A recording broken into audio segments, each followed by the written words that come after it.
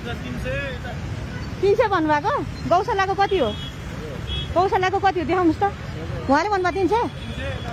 400 उता 400 उता गौशाला कति भाइ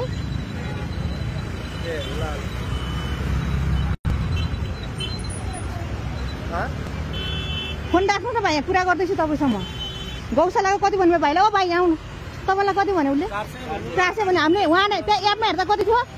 207 थियो डबल भाइ यो तरिका हो चिन्सुको कुरा होइन नि भाइ यसै ठगेर भयो त हामीले तिर्न सक्नेले तिर्छौँ तिर्न नसक्ने मान्छेले के तिर्छ त देशमा सबैजना एकदम हुने खानी छ यो देशमा तिम्रो जाँदैन भने पनि म जान्न दाइ 207 रुपियाँ गौशालासम्मको रेट भने भन्नु पर्यो नि त तपाईँले 400 भन्ने हो त तपाईँले रेट 300 भनेको दाइ खोइ गइसक्यो त्यो तरिका भएन नि भाइ इज दिस गुड यत्रो उहाँ पठाउ हो कि इनड्राइभ हो इनड्राइभ हो अझ 180 छ तपाईँको इनड्राइभमा त अझ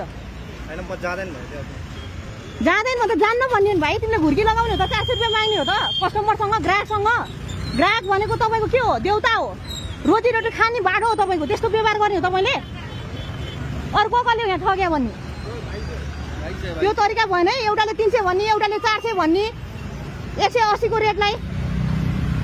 तरिका भएन है भाइ मैले तपाईँलाई नराम्रो भन्न खोजेँ होइन तपाईँलाई यो जनचेतनाको लागि मैले किन भन्दा अधिकांश पठाएर इन्डाइभमा चाहिँ ठगी भएको छ भन्ने कुरा आएको छ तपाईँहरूको सिस्टमसम्म पनि म जान्छु